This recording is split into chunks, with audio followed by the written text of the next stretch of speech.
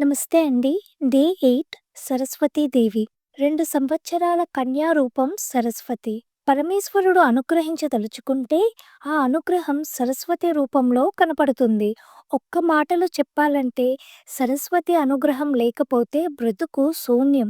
సరస్వతి శ్లోకంతో ఈరోజు video start చేద్దాం. సరస్వతి నమస్తుభ్యం వరదే కామరూపిణి విద్యారంభం కరిష్యామి సిద్ధిర్భవతు మే సదా. అంటే ఏంటంటే, తల్లి విద్య ఆరంభిస్తున్నాను. ఆ విద్య సిద్ధించేలా చేయమని ప్రార్థిస్తున్నాము. విద్య సిద్ధించడం అంటే మంచి మార్క్స్ రావడం కాదు. సంపూర్ణంగా బుద్ధికి పట్టాలి. మన సంస్కారాన్ని మార్చాలి ఆ విద్య. అప్పుడే విద్య సిద్ధించినట్లు. బుద్ధినిచ్చే దేవత సరస్వతీదేవి. ఎటువంటి తప్పైనా బుద్ధి లేకపోతేనే కదా చేస్తాం. అందుకని ప్రతిరోజు నమస్కరించుకోవాల్సిన దేవత సరస్వతీదేవి. ఆవిడే జ్ఞానస్వరూపిణి. జ్ఞానం 2 రకాలు. మన జీవితం బాగుండటానికి ఏ పని చేయాలి, ఆ పని ఎలా చేయాలి అనేది అపరా జ్ఞానం. ఇన్ షార్ట్, ధర్మ అర్థ కామ జ్ఞానము ఇచ్చే విద్యలు అపరా విద్యలు. 4వది మోక్షం. ఆ జ్ఞానాన్ని ఇచ్చే విద్య పరావిద్య. ఈ 2 మనకి కావాలి. అది మనకు ఇవ్వగలిగిన దేవత జ్ఞాన సరస్వతి. తల్లికి యజ్ఞ సరస్వతి, ధేను సరస్వతి అనే నామాలు కూడా ఉన్నాయి.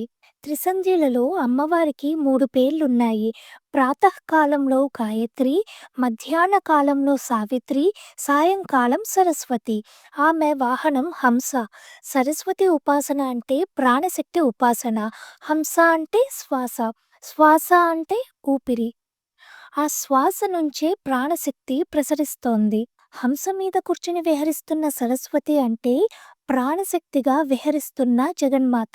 ఆమె రూపం ఎలాంటిదంటే, ఆవిడ తేట తెల్లని తల్లి.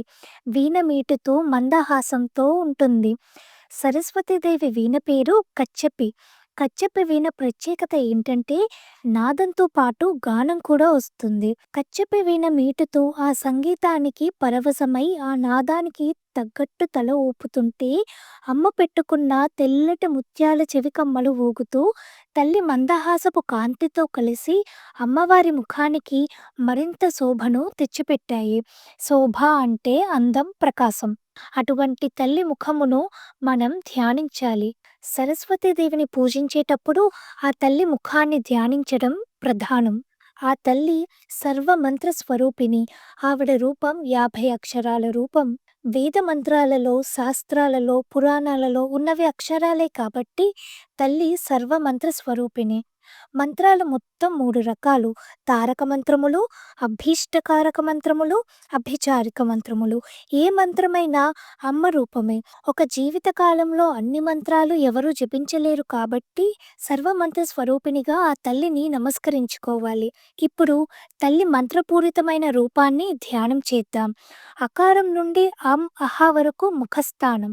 ఎలా అంటే, అమ్మ శిరస్సునందు అకారం, నోటియందు ఆకారం, కుడి కన్ను ఈకారం, ఎడమ కన్ను ఈకారం, కుడి చెవి ఉకారం, ఎడమ చెవి ఊకారం, కుడి చెక్కిలి రూకారం, ఎడమ చెక్కిలి రూకారం, నాసికలు లు అలు, పై పెదవి యకారం, క్రింది పెదవి ఐకారం, దంతములు ఓ ఔకారం, నాలుక లోపలి భాగం కంఠం చివరి భాగం అహ.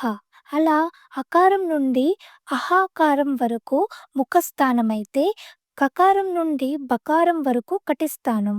కవర్గం కుడి చేతిలో, చవర్గం ఎడమ చేతిలో, టవర్గం కుడి పాదములో, తవర్గం ఎడమ పాదములో, పాఫాలు పార్శ్వములు. పార్శ్వములు అంటే కుడి భాగం, ఎడమ భాగం. బకారం వెనుక భాగం. భాకారం నాభి. ఇలా కకారం నుంచి మకారం వరకు కటిస్థానం. అటుపైన పాదాల వరకు, శకారం వరకు ఉన్న అక్షర రూపం.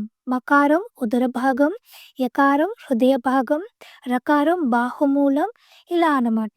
ప్రతి అక్షరం ఒక దేవత. ఆ అక్షర దేవతలు ఎవరంటే అమృత, ఆకర్షిణి, ఇంద్రాణి, ఈశాని, ఉషఃకేసి, ఊర్ధ్వ, రుధిద, రూకార, లూకార, లూష, ఏకపద, ఐశ్వర్య, ఓంకార, ఔషధ, అంబిక, అక్షర.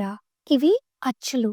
కాలరాత్రి, ఖాతీత, గాయత్రి, ఘంటాధారిణి, న్యామిని, చంద్ర, ఛాయ, జయ, ఝంకారి, జ్ఞానరూప, టంకహస్త, ఠంకారిణి, డామరి, ఢంకారిణి, న్యామిరి, తామసి, స్థాన్వి, దాక్షాయణి, ధాత్రి, నంద, పార్వతి, ఫట్కారి, బందిని, భద్రకాళి, మహామాయ, యశస్విని, రమ, లంబోష్టి, వరద, శ్రీహి, షండ, సరస్వతి, హంసవతి, లకారరూపిణి, క్షమావతి.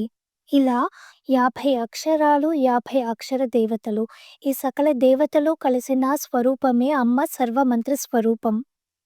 గుర్తుపెట్టుకోండి, మంచి మాటలో అమ్మ మంత్రదేవతగా కూర్చుంటుంది. మానవులకి, దేవతలకి మాత్రమే అక్షరాన్ని పలికే శక్తి ఉంది. మానవులు దేవతలకి దగ్గర జాతి. కొంచెం సాధన చేస్తే దేవతలుగా ప్రమోట్ అయ్యే అవకాశం ఉంది.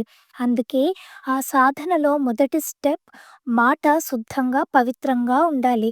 మాట బాగుంటే బుద్ధి బాగుంటుంది. బుద్ధి బాగుంటే జీవితం బాగుంటుంది. జీవితం బాగుంటే ఆ తృప్తితో నువ్వు చేసే పూజ వల్ల ఆత్మ పవిత్రమైన దైవత్వాన్ని పొందుతుంది. మనందరికీ మంచి మాటను, బుద్ధిని ఇవ్వమని ఆ తల్లిని ప్రార్థిస్తూ, నమస్కరించుకుంటూ సెలవు తీసుకుంటున్నాను. ఈ వీడియో మీకు యూస్ఫుల్గా అనిపిస్తే ప్లీజ్ సబ్స్క్రైబ్ చేయండి, లైక్ చేయండి, కమెంట్ చేయండి, షేర్ చేయండి. Thank you.